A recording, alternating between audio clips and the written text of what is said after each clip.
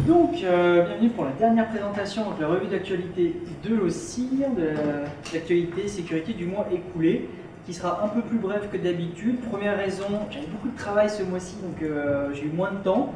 Deuxième raison, les bulletins Microsoft sont totalement imbitables, et je suis en train de terminer un outil sur le sujet, je vais en reparler. Et Arnaud n'était pas là, donc il n'y a pas eu de partie SCADA IoT. Alors, donc, faille et bulletin. Donc, Microsoft, pas de bulletin Microsoft ce mois-ci, parce que j'ai pas eu le temps, j'ai vraiment manqué de temps. Comme j'ai déjà expliqué, aujourd'hui, les bulletins Microsoft, c'est plus les bulletins comme avant, bien organisés, par périmètre, avec la criticité. Là, c'est 200 CVE d'un coup et démerdez-vous. Donc là, je suis en train de développer un outil qui s'appelle MMBGA, Make MS Bulletin Great Again. L'objectif, c'est d'automatiser la création des bulletins automatiquement. Si on fait clic et hop, ça vous régénère les bulletins à l'ancienne. Donc c'est en train de pas trop mal marcher, sauf que je me suis rendu compte que Microsoft faisait ses bulletins de façon un peu étrange, ce qui fait qu'il y a énormément de cas particuliers que je suis en train d'essayer de gérer pour que on puisse avoir de nouveau des beaux bulletins Microsoft comme avant. Donc j'espère que j'aurai ça dès septembre. Donc tu vas faire Make MMBGA Great Again. C'est ça. Le permettre de gérer tous les cas particuliers. C'est ça. Il va se faire débaucher par Microsoft. Non, parce Alors, que ce sera en logiciel libre. ce qui est important, je le publierai sur Twitter, mais ce qui est vrai qu'on est humain et chez l'homme, nommer quelque chose, c'est hyper important pour le décrire. Et on avait la capacité de nommer avant les bulletins de sécurité MS08 67, MS 1468, donc qui restent dans les mémoires. Aujourd'hui, CVE 2017 7337, ça marque moins que les noms des bulletins. Ouais, mais MS1710, il reste bien dans les mémoires. Je pense que c'était C'est vrai. un facteur en changement. Aussi, oui. Non, mais le problème, c'est que ça devient vraiment compliqué de comprendre ce que Microsoft corrige comme vulnérabilité aujourd'hui. Là, je te donne une liste de 200 vulnérabilités, démerde-toi. Il n'y a pas de lumière. Le petit point rigolo, c'est qu'à présent aussi, avec les API Microsoft, on peut interroger en REST leur serveur pour obtenir la liste des vulnérabilités. Vous récupérez d'abord un JSON moderne, beau, qui vous donne les liens vers chaque bulletin mensuel, et après, c'est du XML dégueulasse, très compliqué à parser, qui contient le détail des CVE. On va se demander si c'est pas fait exprès. Alors, concernant les vulnérabilités système, donc système D, on va quand même taper sur une ambulance, double combo. Donc le premier, c'est si vous nommez un utilisateur, un compte utilisateur qui commence par un chiffre, dans ce cas-là, l'utilisateur est root. C'est pas mal. Alors, c'est marqué dans la doc, il ne faut pas le faire.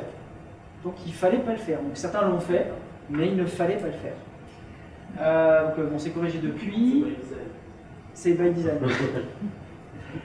Surtout les outils de création et d'effacement d'utilisateurs ont été corrigés pour pouvoir gérer ces cas-là. L'autre, c'est assez rigolo, c'est l'exécution de code au moment du retour d'une requête DNS. Vous pouvez exécuter du code grâce à cause de systemd. Le deuxième, c'est assez intéressant, je ne sais pas si c'est vraiment exploitable complètement dans la nature, c'est sur l'IPGcrypt. Il est possible de récupérer les clés RSA entre des machines virtuelles différentes en utilisant, je crois que c'était des états CPU, et donc entre différents processus ou entre Docker ou entre machines virtuelles sur un même hôte, on peut récupérer des morceaux de clés et à la fin générer une clé complètement. Ça marche sur RSA 1024 bits, enfin sur une clé de 1024 bits. Sur une clé de 2048 bits, théoriquement ça pourrait marcher, mais ça demande beaucoup plus de calculs, ce qui fait que ça n'a pas été testé par les chercheurs qui ont trouvé ça. Mais ça reste intéressant. Et donc, quand on parle de cloisonnement par des machines virtuelles sur des hyperviseurs qui sont les mêmes, dans les faits, au final, on se rend compte que ça ne marche pas. On peut accéder à la mémoire, au CPU, au disque, et des choses comme ça qui sont partagées. Donc, si on veut un vrai niveau de sécurité, il faut des hyperviseurs différents. Antivirus, des chercheurs de Google Project Zero ont trouvé une vulnérabilité dans Bitdefender qui marche, enfin qui date de 2013 et qui permet en fait d'exécuter du code à l'ouverture d'un fichier rare, puisqu'en fait, comme la plupart des antivirus, Bitdefender parse les fichiers archives en noyau, donc avec tous les privilèges, sans bien sûr de sandbox, et donc la moindre exécution, enfin le moindre buffer overflow aboutit à une exécution de code dans le noyau. Deuxième point, c'est assez intéressant, c'est sorti avec Petya, enfin notre Petya dont on parlera tout à l'heure. la DLL utilisée par NotPetya était signée par Microsoft avec une fausse signature, mais par contre ça permettait de contourner Trend Micro, Webroot, Malwarebytes, Arcabit, j'avais entendu parler de ça, Zone Alarm et Kaspersky. C'est-à-dire que ces logiciels, ces antivirus, s'ils détectent, s'ils ont un fichier exécutable ou DLL pour des raisons de performance signé par Microsoft, ils considèrent que le binaire est valide, non virusé, et donc ne le scannent pas. Donc en fait c'est un trick, vous avez, je crois que c'est sur le lien sur le GitHub, vous avez un petit script qui permet de régénérer une signature pseudo-valide, en fait ça fausse tout simplement, ça crée une AC auto-signée qui s'appelle Microsoft et ça signe avec le nom de Microsoft. Donc c'est tout bête, mais ça permet de contourner tous ces antivirus. Sur les, alors c'est pas sur le système, mais puisqu'on parle d'antivirus, Kaspersky a porté plainte contre Microsoft en Europe pour une position dominante sur la fourniture du logiciel antivirus par défaut dans le système d'exploitation. Windows 10, Bon, il est aussi bugué que les autres. Oui, mais c'est intéressant, comme tu l'auras probablement pas mis, Office 365 répondra maintenant Microsoft 365. Comme on a eu des questions de position dominante pour Google la semaine passée avec de fortes demandes, on va pouvoir lire dans les mois. Autre vulnérabilité système, c'est vrai quand même assez exceptionnel dans OCaml, c'est Nicolas qui l'a monté sur Twitter, une vulnérabilité, donc une évaluation de privilèges, parce qu'en fait un des binaires est 7UID, donc on peut récupérer les privilèges root. C'est suffisamment rare pour le souligner. Après vous avez trois groupes de vulnérabilités pour différents hyperviseurs. Donc Xen c'est juste de l'écriture dans la mémoire et pas mal d'autres vulnérabilités aussi. VirtualBox c'est assez rigolo parce que là c'est une évasion de la machine virtuelle depuis un processus en Ring 3, c'est-à-dire en userland. Donc un processus dans l'espace utilisateur, donc sans privilège particulier, peut sortir de la machine virtuelle et exécuter du code sur l'hyperviseur. Ça c'est vraiment très intéressant.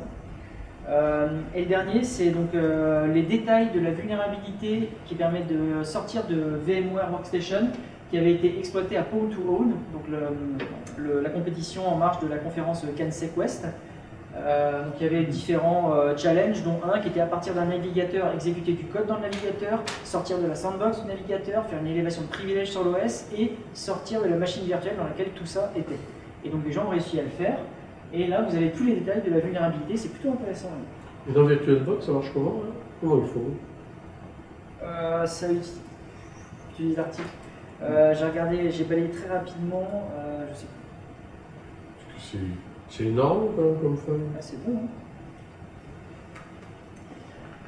Réseau, bon, pas mal de vulnérabilité sur Cisco. La troisième est assez intéressante, c'est concernant les firewalls Cisco ASA. Donc l'année dernière, en fin d'année, il avait été publié une vulnérabilité qui permettait d'exécuter du code en envoyant des paquets IKE. Donc IKE, c'est le protocole de négo pour monter les tunnels IPsec. Donc c'est quand même souvent ouvert sur Internet. Et là, vous avez une démo avec un code d'exploitation. Le code d'exploitation n'est pas encore public, mais une démo qui permet d'exploiter du code et d'exécuter du code sur les firewalls Cisco ASA.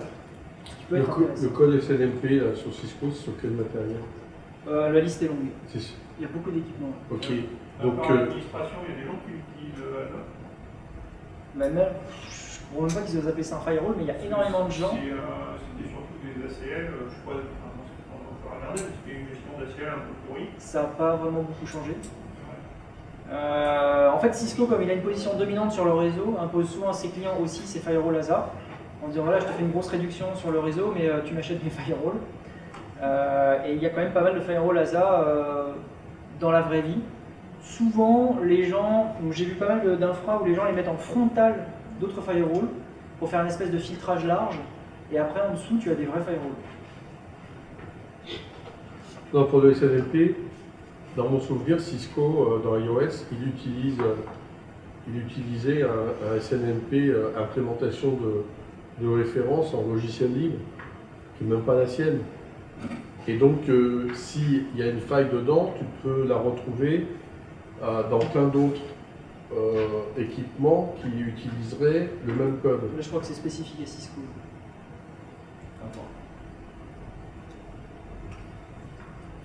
Ensuite, piratage. Bon, le premier, c'est qu'on commence à avoir des ransomware un peu partout. On en a vu récemment sur toutes les bases NoSQL exposées sur Internet sans authentification. Donc là, on commence à en avoir aussi sur le MySQL et aussi sur UEFI. assez rigolo. Donc c'est un malware qui prend le contrôle de votre UEFI, vous bloque l'ordinateur et il faut payer pour... Là c'est juste une démo, mais il faut payer pour avoir de nouveau accès à son ordinateur.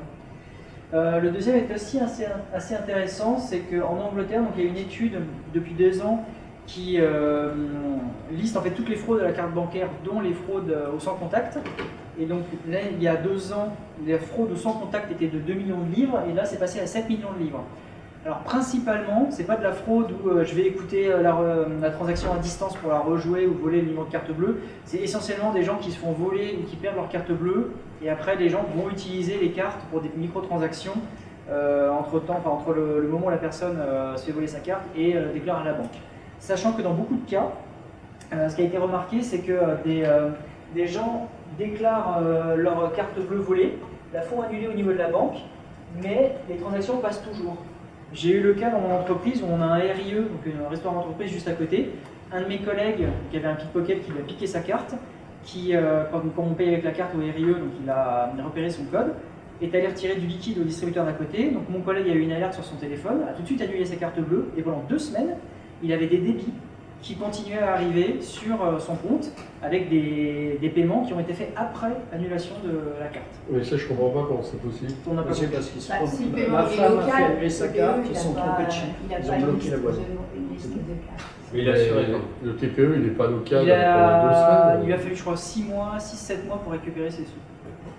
Mais c'est vrai que dans plein de boutiques, les Tant TPE que t'as font pas les... dépassé ton plat, Et sur le les TPE NFC, sont tu offline. bloques assez vite. Toutes les transactions sont stockées localement et après elles sont transmises par exemple le soir. Mais donc ça veut dire que tu as plein de commerçants qui vont dans le bas pour voir s'il y a des assurances. Au niveau des fraudes, ce qu'on voit un peu en Europe, c'est que la fraude à l'IBAN n'est pas encore trop connue, répandue ou acceptée. Mais grâce aux nouvelles innovations qui sont poussées, vous allez bientôt pouvoir payer par IBAN comme vous payez par votre numéro de carte bleue.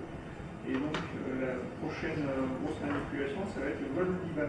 Parce que c'était pas trop le cas en France. En Allemagne, c'était déjà le cas. On pouvait payer avec se faire prélever si quelqu'un volait votre RIB. Vous pouvez prélever de l'argent sur votre compte. En France, c'était plus compliqué. Effectivement, ouais, ça. On n'a pas de signature. Mais non, en France, c'est très simple. C'est très simple. Et tu as régulièrement des abonnements à la téléphonie mobile, à Canal Satellite, avec le compte de la société. Et à chaque fois, il faut faire la procuration pour que quelqu'un ait porté plainte. Et tant que tu n'as pas la plainte, eh ben, SFR comme Canal+, il s'en fout, etc. Non mais attends, tu vas emmerder quelqu'un, tu t'amuses à prendre plein d'abonnements avec son RIB, ça passe comme une lettre à la poste, Ouais, et ça marche très bien. Un Le vol. système est buggé jusqu'à la moelle, enfin bon, ce qui n'est pas buggé dans les banques. C'est pas un vol dans le sens où tu ne voles pas de l'argent aux gens. Tu l'abonnes à des trucs, il va perdre de l'argent, mais toi tu ne peux pas lui voler de l'argent. Ça va arriver prochainement. Oui, d'accord. Toi, individu, tu pourras voler vraiment de l'argent à quelqu'un à partir de son IBAN. Et pas juste pourrir la vie en la faisant un truc. Parce que les services en ligne permettent de payer directement par. Non, parce que tu peux faire un virement de compte à compte juste en présentant l'IBAN de destinataire. Pas du...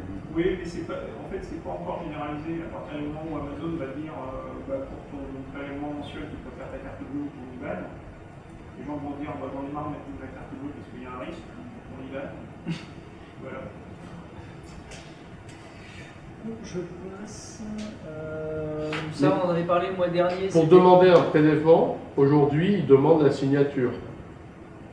Comment tu fais la signature Bah, elle n'est jamais vérifiée la signature.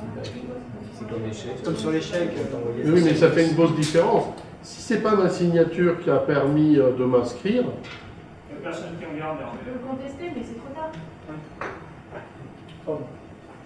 Donc vulnérabilité Samba, on en avait parlé le mois dernier, c'est celle qui permet d'exécuter du code sur un serveur Linux qui utilise notre couche open source Samba, avec la nécessité d'avoir quand même la capacité d'écrire sur les partages de fichiers. Donc c'est pas sans authentification, enfin, sauf si on peut écrire sans authentification sur la cible, et c'est de plus en plus utilisé sur Internet dans la nature.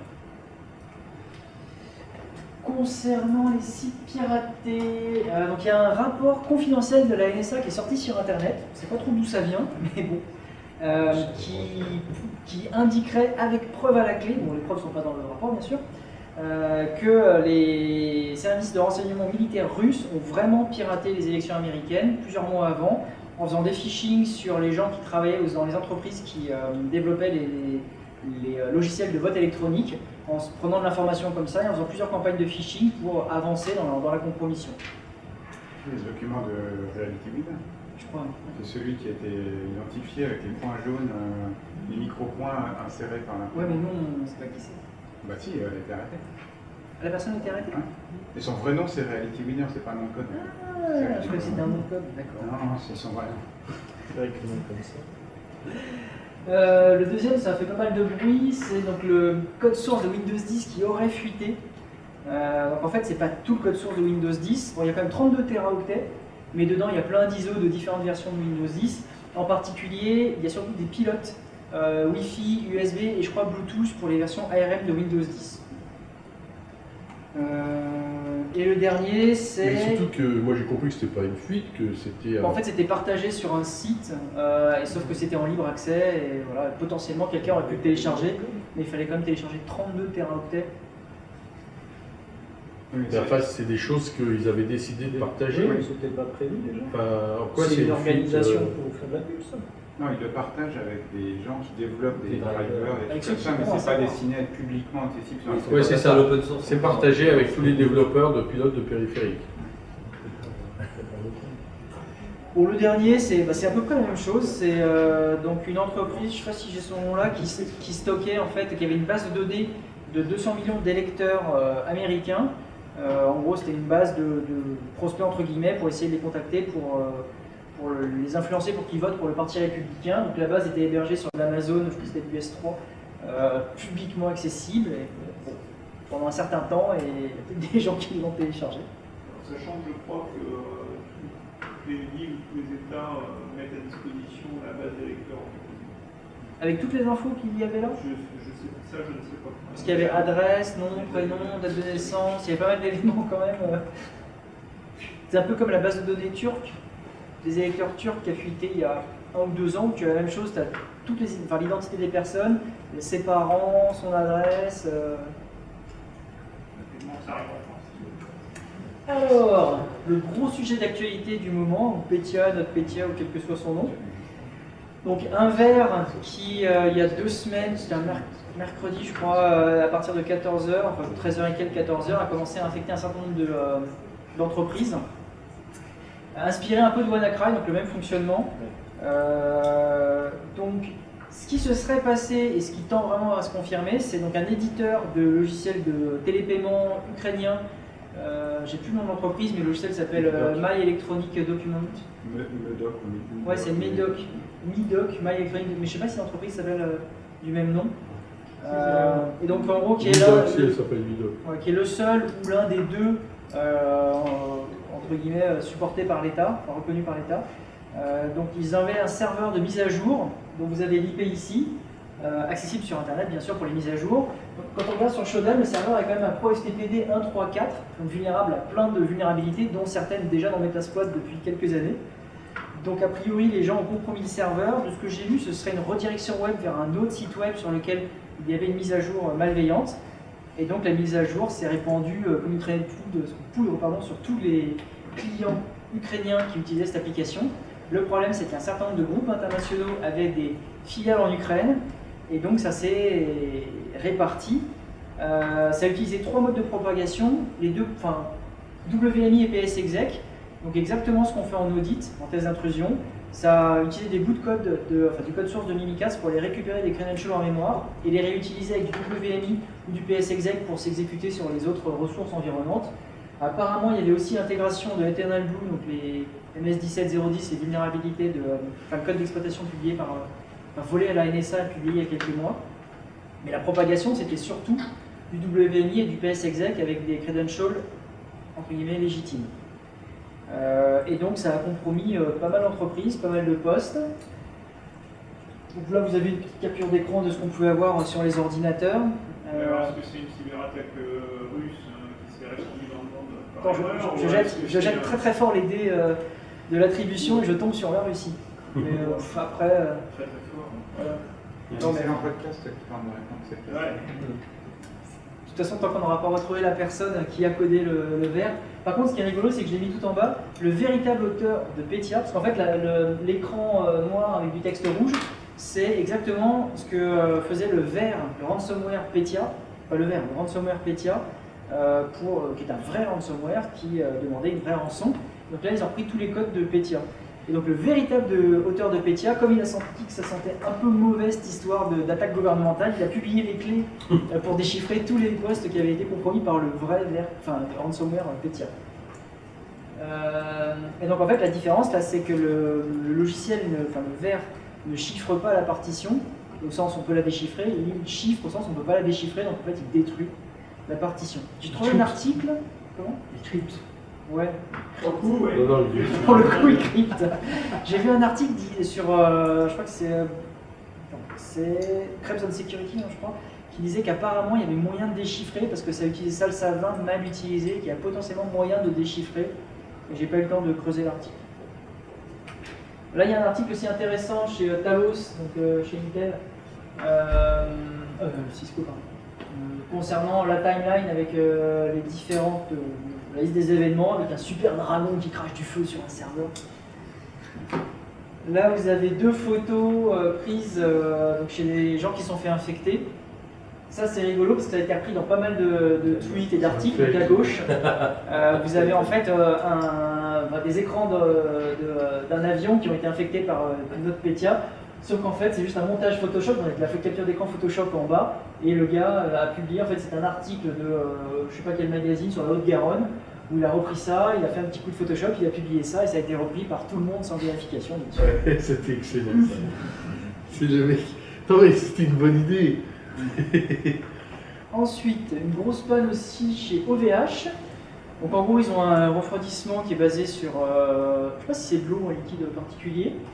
Et en fait, les baies sur lesquelles ce refroidissement refroidit étaient proches de baies de stockage EMC. Donc en fait, il y a eu une fuite qui a attaqué les baies de stockage, et donc grosse panne. Le problème, c'est qu'en même temps, ils avaient changé le système d'alarme qui n'a pas fonctionné. En même temps, les baies EMC étaient en fin de vie, c'était censé être remplacé, donc il n'y avait pas forcément ni les compétences, ni la possibilité d'avoir du spare ou quelque chose comme ça. Plus, quelques semaines avant, ils étaient passés sur MySQL 0.5.1 du 5.5. Et en fait, ces baies de stockage hébergeaient les bases de données de 50 000 sites. Donc, il y a eu une panne de quasiment 24 heures parce que le temps qu'ils fassent rapatrier de Roubaix des nouvelles baies de stockage pour pouvoir tout remonter. C'est les gens qui ont pas rien, l'enchaîne. c'est les gens qui revendent sur des offres mutualisées. Possible. Donc ils payent 4 € par mois, ils se disent professionnels et RAC. Donc ils ont essayé pas mal de choses, ils n'ont jamais réussi à remonter les baies, à les refaire fonctionner, donc ils sont passés sur de la restauration et c'est là qu'il y a eu le problème avec les bases MySQL. Oui, mais de Enchaînement, l'autre pas de côté, bol. enfin, je veux dire, quand tu payes super pas cher, bon, ben, tu prends des risques. Hein. Enfin là c'est vraiment pas de bol et peut-être pas assez de tests. C'est pareil, les baies EMC, ils n'auraient jamais dû être dans cette pièce-là, mais au moment où ils ont installé les baies, en fait la salle où devaient être installées les baies EMC, elle était en travaux, donc ils ont décidé de les mettre à cet endroit-là. Enfin c'est vraiment le cumul de pas de bol. Oui, mais c'est comme les accidents d'avion. Tu as toujours un cumul de plein de problèmes successifs, sinon la catastrophe n'arrive pas. Alors, un article assez rigolo qui parle pour le premier sur les certificats.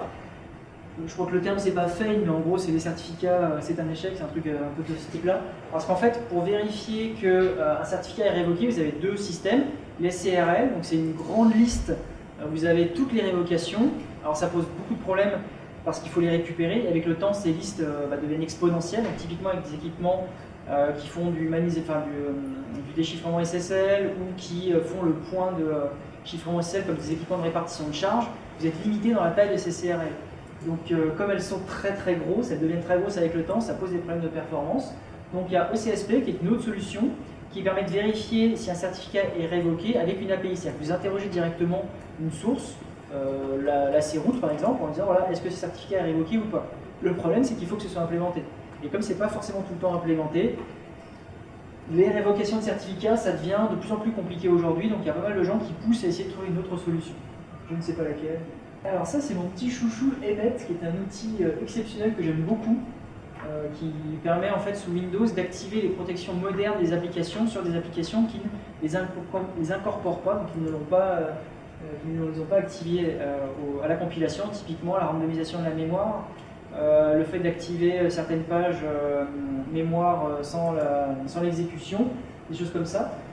Et en fait ça permet d'activer toutes ces protections sur les applications. Microsoft avait annoncé le fait qu'ils abandonneraient l'outil avec Windows 10 parce qu'effectivement Windows 10 et toute application compilée pour Windows 10 normalement incorpore ces protections, mais ce n'est pas le cas de la plupart des logiciels qu'on utilise. Et donc en fait Microsoft est revenu en arrière et a décidé de continuer Emmet en le renommant Windows Exploit Guard, avec même la possibilité de se protéger des macros malveillantes. Enfin, j'attends de voir ce que ça va donner. Mais donc voilà, ça c'est une bonne nouvelle pour la défense. Parce qu'il y a d'autres solutions de ce type-là qui existent, souvent qui sont payantes, voire moins performantes. Ça aussi, côté défense, c'est Carl, mis en place par OpenBSD.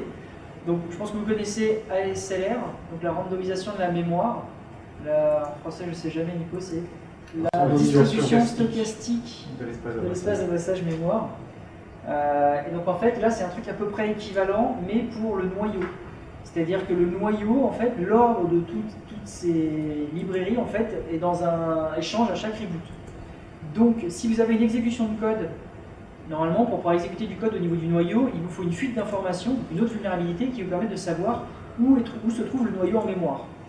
Là, avec ça, ça devient beaucoup plus compliqué, enfin je ne sais même pas si c'est possible, d'exploiter ce genre de vulnérabilité. Typiquement, c'était utilisé avec du ROP, où vous alliez chercher des bouts de code dans différents endroits d'une application, du noyau. Là, théoriquement, ça devient très compliqué d'exploiter des vulnérabilités au niveau du noyau. Une remarque ? En 2004, Fabrice Bérard avait fait TCC Boot, qui recompile le noyau Linux à partir des sources à chaque bout de la machine. Et ta machine est combien de temps peut-être 20 minutes 15 secondes sur un paquet en câble. Ouais. Oui, par contre, ça ne change pas l'ordre des... Bah si, parce que comme tu récupères le dernier Git, du coup, tu ne recompiles pas deux fois En le même plus, code. ça va le chercher Ah sur oui. Internet. Ouais. C'est jour. Alors, bon, je l'ai mis T411 arrêté, ça laisse toute la planète en pleurs. Non, j'ai surtout mis parce que apparemment, c'est un logiciel, un site pardon, qui permettait de faire du partage de contenu illégal en BitTorrent. Et ce que j'ai trouvé rigolo, c'est que je crois que c'est la SACEM qui a dû mettre ça, c'est le préjudice est estimé à 1 milliard d'euros. Et moi, ça fait penser aux enfants de 4 ans qui volent la Barbie de sa petite sœur et qui disent ah, je te le donnerai si tu me donnes 10 000 milliards. Ça m'a fait un peu penser à ça. Le second, bon, c'est encore toujours les gouvernements contre le chiffrement. Le troisième, comme Nicolas est là, c'est Google qui a annoncé le fait qu'ils arrêtaient de parser le contenu des mails sur Gmail pour essayer de faire de la publicité, d'envoyer de la publicité. Ouais, c'est faux ça. Ils n'ont rien mis sur les métadatas. Comment? Ils n'ont rien mis sur les métadatas. Ou d'autres utilisations des données. Oui, mais ça c'est uniquement dans le cadre des offres commerciales. C'est uniquement quand tu as acheté le service chez Google, c'est pas pour monsieur tout le monde. Non, mais c'est pour les entreprises professionnelles. Mais qu'est-ce que Les vous... offres Mais professionnelles. ouais, c'est un fait que ça a été complètement détourné. C'est que, évidemment, si tu achètes un service professionnel chez Google, bah, ils ne s'amusent pas à regarder le contenu de tes mails. Quand même. Mais pour monsieur tout le monde, il faut bien qu'il t'envoie la bonne pub. Je crois que ça concerne tout le monde. Il me semble que c'était l'offre pour vérifier. Ben non, je sais pas. Sinon, je vois pas comment il fait. Hein. Bon, ils n'ont plus besoin de ça, Google, hein. C'est tellement fort. Le dernier aussi, c'est que les banques européennes, apparemment, vont devoir déclarer tout incident significatif. Je ne sais pas ce que c'est significatif. Bah, ça dépend du client. Il y a des clients, 30 €, c'est significatif. Il y en a d'autres, 30 millions d'euros, c'est pas significatif. Donc, ça va permettre aux banques d'adapter la significativité à l'importance du client. Autre point, donc en Russie, donc, Telegram, je ne sais pas si vous connaissez, qui est l'équivalent de Signal. Donc en Russie, normalement, il faut héberger les données localement, donc ça, Telegram le fait, c'est parti. Et par contre, le FSB a demandé à ce que Telegram fournisse le code source, et là, Telegram a dit non. je ne sais pas ce que ça va donner. Je ne sais pas s'ils vont pouvoir continuer à être utilisés en Russie. Et ça semble mal parti. Et ça veut dire que tout ce qui ne fournit pas le code source au FSB Ouais. ne peut pas être utilisé en Russie. Oui. Donc en Russie, tu peux rien avoir, quoi. Alors en Russie, par l'administration russe, peut-être. Non, mais par exemple, c'est pour ça qu'il faut aller sur VK et qu'il n'y a pas Facebook, quoi. Oui. Mais parce que. Les cas, Vladimir. Ah ouais, Vladimir Kola. Non, moi j'y suis allé, mais il n'y a que des Russes là-dessus et des Ukrainiens. Ensuite, conférence donc passée Nuit du Hack, donc il y a quelques semaines, la STIC aussi, Biron, très intéressant, je recommande vraiment d'aller à Biron. Conférence très très sympathique à l'EPITA. Hack in Paris, on y reviendra. Et puis les prochaines conférences, Black Hat et DEFCON, donc à la fin de ce mois, dans quelques jours.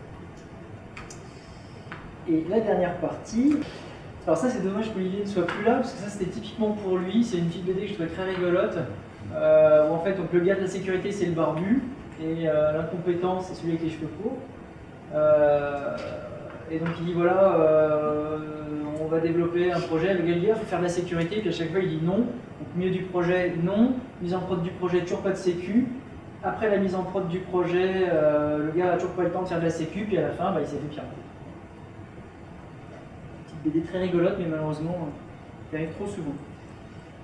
Alors ça, je pense que vous l'attendez tous, le SOC prescriptif. Donc Atos, ça fait pas mal de com sur son nouveau SOC prescriptif qui permettait de prédire les cybermenaces avant même qu'elles ne se produisent. C'est quand même magnifique. Donc là, je vous ai mis une photo de Minority Report. Donc j'ai essayé de faire un petit montage. Donc en fait, c'est un cercle avec une petite vache qui fait du caca. Donc 100% de bullshit. Non, mais je l'ai fait tout à l'heure pour la pause. Et sachant qu'au même moment de cette annonce, bien sûr, Atos qui gère le nom de domaine 3D Secure. C'est pas au même moment, c'était un mois avant. Le 3D, le DNS du site. Voilà, le nom de domaine 3D Secure n'a pas été renouvelé, d'où une panne des paiements. 2 jours de panne des paiements 3D Secure. Non, mais c'est quand même excellent d'avoir oublié de renouveler le nom de domaine. Et d'annoncer un SOC prescriptif. Le SOC prescriptif, c'est un bug organisationnel. Parce qu'il y a un marketoïde, il a cru bien faire en inventant n'importe quoi. Ce qui est grave, c'est que ce soit sorti partout, communiqué de presse, etc., sans qu'il n'y ait eu aucune relecture par quelqu'un de compétent. Parce que aujourd'hui, le problème, c'est que les pauvres gens qui font le SOC de bulles, bon, ils ont honte de bosser dans cette boîte, quoi. On connaît d'autres gens qui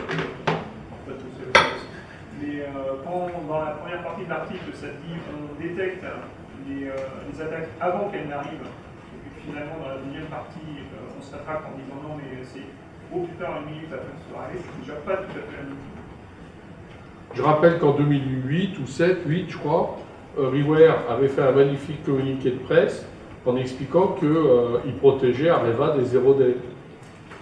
Il y avait un antivirus qui, en 2001, protégeait à 100%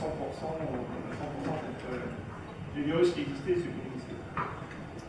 Ensuite, donc ça, j'ai trouvé ça sur Twitter. Alors, je ne sais pas si c'est vrai, mais apparemment, donc à l'ANSSI, il y a une espèce de tableau de traduction de tous les termes en français. Ça. Je ne sais pas si c'est vrai ou pas. Les mecs pas. qui ont fait ça. Mais si c'est vrai, non, c'est un fake. C'est un fake. C'est des gens qui ont fait ça. Récupérer. C'est des gens qui ont fait ça. Je sais pas. Ah, mais, non, mais regarde, il y a des trucs dedans. Ça fait très très fake. Tu dis plus computing, qu'est-ce qu'ils ont mis? Calcul nébuleux. Firewall, il y a muriciel de feu. Mais non, c'est des. C'est-à-dire qu'ils ont mélangé des vraies traductions avec des blagues. Tu vois, Nicolas, il rigole pas, mais. Il va peut-être contribuer au guide. Non, mais je couperai, il y a plein de trucs que je peux couper. Mais moi, je suis prêt à en faire un, moi. Un vrai. Mais non, mais il y a des termes vraiment intéressants. Hein. Bon, c'est dommage que si c'est un fake, c'est dommage. Donc, quasi dernier slide. Ah oui, j'avais trouvé ça aussi un tweet très rigolo. C'est donc le premier. Quelqu'un qui disait que si vous piratiez le système d'information de quelqu'un, vous deviez récupérer ses certifications. Donc, comme dans les jeux de rôle, quand vous tuez quelqu'un, vous récupérez ses armes. Vous piratez un mec CISSP, bah, vous récupérez sa certification CISSP. Ça, je pense qu'il faudrait rendre ça obligatoire, ça pourrait être pas mal. Le deuxième, donc ça c'est Nicolas qui a tweeté ça, c'est un débat public entre Linus Torvald et Spengler, donc de GRSec. J'ai mis quelques petits extraits, c'est du caviar. L'échange est assez intéressant.